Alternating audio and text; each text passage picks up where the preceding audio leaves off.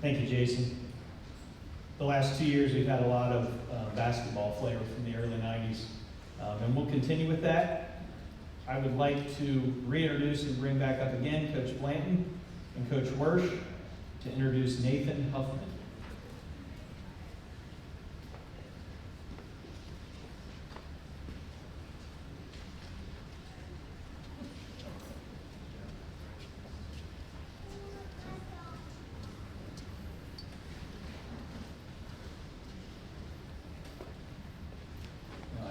Knew that would be dangerous to put the mic in front of Jason.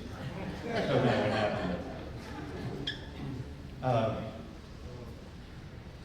Talking about Nathan, my first story is kind of one of inspiration, and maybe especially to young players, maybe in junior high, or some of you parents that maybe had kids in junior high. You see, when Nathan came up in junior high, Nathan didn't start. He came off the bench during his junior high career. It wasn't sometime until maybe he was a freshman, sometime during the freshman season, that he earned a starting position. But he was one of those kids that just kept working hard. I know we left 3 times a week during the summer. Coach Pruitt gave us a weight room workout, and we met 3 times. He worked all summer long in order to make himself a better basketball player. So he's in his junior year, and he earns a starting position on the varsity team. But not only that, he ends up averaging 18, 19 points a game, leading the team in scoring, and he's named first team all FABC. So now you're thinking, well, hopefully he can duplicate that coming into his senior year. So he has a great senior year. Once again, he's named first team all FABC, but now he's named the most valuable player of the entire league. So he's went from being that kid that came off the bench in junior high to now being the most valuable player of all the teams in the league. And not only that, but he's led his team to a FABC title, and he led his team to 20 wins, which still stands today as the most wins by a boys basketball team. I'm still in awe of some of the stats that he had. He had 67 blocks during his senior year. Now, if you have 67 blocks, you're definitely altering the shots of the opposing team. And when you alter the shots of the opposing team, what happens to that field goal percentage? It takes a dive. And when you have a low field goal percentage, that translates into wins, hence the 20 wins. He also had 17 dunks. You could probably add up all the dunks of all the other players I coached during my 22 years, and you wouldn't come up with 17. Nathan had 17 himself his senior year. You might have caught that I mentioned an offensive stat and a defensive stat. Because, see, Nathan played both. He played both ends, the offensive end and defensive end. Nathan had a wingspan on him that wouldn't quit. I swear he could stand in the center of the court. He could take one step this way and touch the sideline, or he could take one step this way and touch the other sideline. Very difficult to get the ball beyond Nathan. Nathan was probably one of the best all-around, most complete players we've ever had at Little Miami. He could play all 5 positions on defense or all 5 positions on offense. He was also probably one of the most fun players to watch. I guess 17 dunks might have had something to do with that. He had some great stats here at Little Miami. He ended up with, he was 4th in steals with 139, 4th in rebounding with 408. He was 9th in career points with 883. But before I turn it over to Gary here, I just wanted to say that, both these guys tonight, and just great young men, it was such an honor and pleasure for me to have been able to coach Nathan. I'll turn it over to Gary.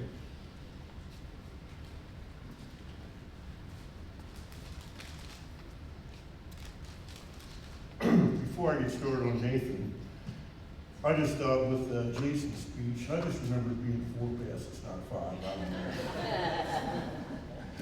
know. Anyway, I'll probably replicate some of the things Rob just said. But anyway, I think if you coach long enough in this business, you might get lucky and have that special player that has, just has all the tools. Nathan was that guy that definitely fit that category. But, you know, his road to the top was a little bit different what Jason's was. They both got there and everything, where Jason was always starting all the way through and everything else. Well, Nathan was a little different. He was growing, gangly, you know, that type of thing. And he was always on the A team in junior high, but I'm not sure he's always a starter. You know, he got to play and this and that and the other and everything, scrapped for playing time. And, you know, I'd be sitting on the bus and seeing him go down the sidewalk. I'm like, good God, you got a gangly kid there. I didn't know him at the time. You know, I'm like, man, maybe he can turn into a basketball player someday. Well, it happened. And so, you know, so I'll just kind of go through a little bit chronological. And again, this will duplicate what he said. But anyway, going into his freshman year, I think he was, you know, he was getting to play, but not starting. And I remember talking to Coach Prue. And I said, what's the thing that's impressing you about Nate right now? He goes, he's just always around the ball. He goes, he's always around the ball and that type of thing. And he said, I think he's going to continue to develop. That's great, you know. So, yeah, I think there was a couple, at least for me looking at Nate, there was a couple really big moments. I don't know how he feels about it because he can't remember anything from 1 minute to the next anymore. So I don't know. So we'll discuss this later. But one of the things was he hit a 3 at Mason to win the game probably in January of his freshman year. And right after that, that kind of propelled him into the starting lineup or whatever. And that seemed to raise his confidence level quite a bit from that standpoint and everything. And so, we go to a sophomore year. Well, he was leading scorer on the JV team. We had 9 seniors and Chad Hagley's a freshman point guard.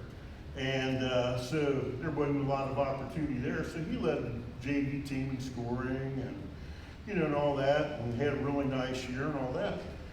So now we're really young. You know, we got Matt and Jason starting as freshmen. Well, I don't even know if we hardly had a senior on the team. So, so we go, we start out at Loveland. And I was telling these guys a little bit earlier, I went and looked at the scorebook the other day, and he had 17 points in the first half of his first varsity game. And of course, Loveland comes out in the second half and boxing ones. Kind of went down the sewer hole after that for that game, but we tried to be a little more prepared after that. But anyway, so he went on to average like Coach said, he had 19 points a game and everything else, and but late in his junior year, we're practicing one day, and this part of his game we really hadn't seen yet. And we're practicing, and just, I don't believe somebody misses a shot. And he just comes out of nowhere and tip dunks. And I mean, to this day, practice or game's one of the best dunks I've ever seen. And we just stopped, because we didn't stop practice for nothing. And we just all stopped and looked at each other like, whoa. And it was like from that point, I think his game elevated that much more. He just grew that much more confidence and everything. So, so going into his senior year, my coach to Reading with Coach Benson, one of his favorite sayings always was, don't come back a year older, come back a year better. Well, they definitely did that. He probably put on 20 pounds, worked hard in the weight room, et cetera, et cetera. And from that point, it was like game on, he just become that triple threat all of a sudden. You know, he can post you up. He's going to hit the 15-footer. He's obviously a threat to hit the 3-point shot. And he'll drive around you and dunk on your head if you let him. So, I mean, with the 17 dunks. And and from that point on, he was our leader, to the 20-win season. We went to the sectional finals. And we were talking the other day, and I think you said we were wondering what he averaged. The senior year. And wound up he averaged 21 points his senior year, which was pretty difficult, because we had a little more scoring by that time, and he still got his share of points and then some. Western Charlotte area player of the year, top of district, all-star teams, etc. And, God gave him the size, to be a good athlete, but his hard work made him the player that he was. And, he went on then to have a really solid 4-year career at Cedarville and everything. And with that, here to present you Nate Huffman.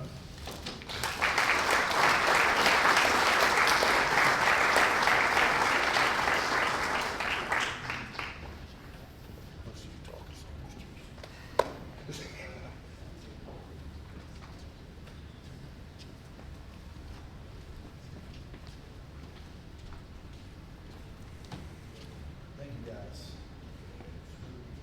Good afternoon, everyone. First of all, I'm not a public speaker either. As you can follow, I'm not with you. I'm going to struggle and do my best to get through this. Thanks for the introduction, guys. Appreciate it. All the kind words. I want to thank the Huffman Athletic Department in Mount Lewis for the event today. This is awesome. And also the Hall of Fame committee as well. I also want to thank my wonderful parents who are here, my sisters, wife, and kids for coming today and supporting and loving me over the years. Congratulations to all the 2023 inductees. These inductees were amazing during their time here. I also got to see a lot of them play.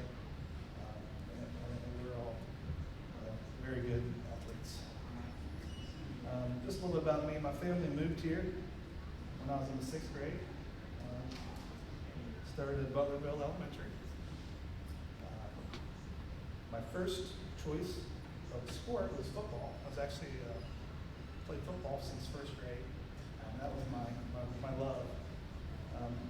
When I got to Butlerville, I didn't see a football team. I didn't know that you could go to Mayville and play on the football team. So I picked up basketball, and Mr. Kennedy was the first basketball coach that I had in 6th grade. I don't remember much about it. Like Gary mentioned, I have some bad memory of your earlier years. But like they also said, what I do remember was I wasn't very good at basketball. Football wasn't my sport. Went to junior high, combined school with Mainville and Morrow, which allowed me to get back into that football sport. But I also decided to stick with basketball. That 1 year of the taste of basketball got in my blood, and I wanted to keep playing. I wanted to get better. So big thanks to Mr. Calder during those junior high years for coaching us. And then going to my freshman year, like Gary said, Mr. Prue was the coach, so I'm going to thank Mr. Prue for helping develop me as well. Sophomore year comes, I find myself on a JV team, like Mr. Wayne mentioned. Coach Lapelli was the coach of the team. I want to thank Coach Lapelli for all he did as well for me. I did get to sit on the bench of a few varsity games my sophomore year. I don't think I got in, but I got to get to sit the bench. So, that was pretty cool. Pretty cool for me, and I think with my junior year, that things would change. So going to my junior year, I did have a 6-inch growth spurt. That's where I popped up over the summer. I showed up to school, and everybody's like, "Who's this kid?" That growth spurt kind of changed everything for me. I was all arms and legs. It took me a year to figure out kind of my new body and how to move it. I turned into a jumping bean. They mentioned dunks, and that's all I wanted to do was jump. Always wanted to try a dunk and just get a rebound. Still wasn't an all-around player yet. I was kind of like Jason. I did like to shoot the ball, especially my junior year. That's when I broke the record on those 3 points attempted. It's not made. Attempted. But I wasn't afraid to jack it up there. The senior year comes. I know we had a good team. I knew we had a good team going into it. My teammates and I have been working hard. We were a well-rounded team that year, and we had some good younger guys. We had solid guard play who to defend, score, and distribute the ball. We had power forwards. They did a great job running the offense, setting those picks, getting us open for the shots. And then the bigs, they did their job day in and day out. They rebounded, they played solid defense. And that was kind of a championship mentality, right? That's what the team does. We were definitely a fun team to watch because we got breakaways. We were looking for those dunks, those high-flying moments to get the crowd elevated. Our favorite play was called Special. Special was a backdoor lob dunk. We ran that all the time. We mastered that. Matt threw some great passes. Chad Hagee threw some great passes. We were always looking for that backdoor dunk. Our practices at Little Miami under Blanton were fierce. It was a war daily. We went at each other. It was no blood, no foul. And to this day, that's a takeaway for me. And what I try to teach others, my kids, or I coached for a little bit, was make sure you practice hard. Practice is where you learn to develop your skills. And like they mentioned, I wasn't the greatest coming up, but practice definitely helped with that, along with great teammates and along with great coaches.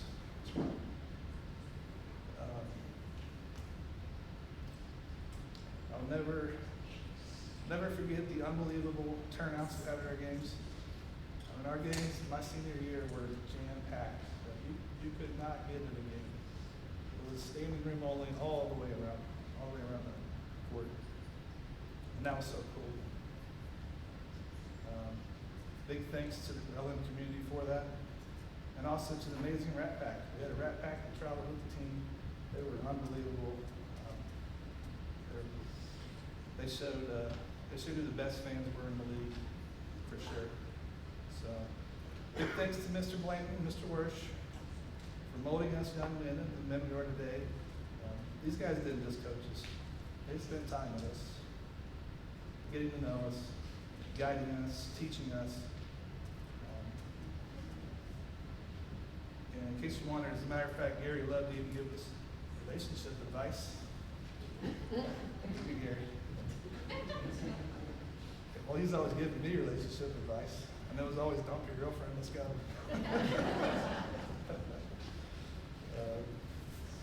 But in closing, just thanks again to Little Miami Hall of Fame committee. It's an honor to be part of this. I always remember my days here at this awesome high school. I'll always be a fan of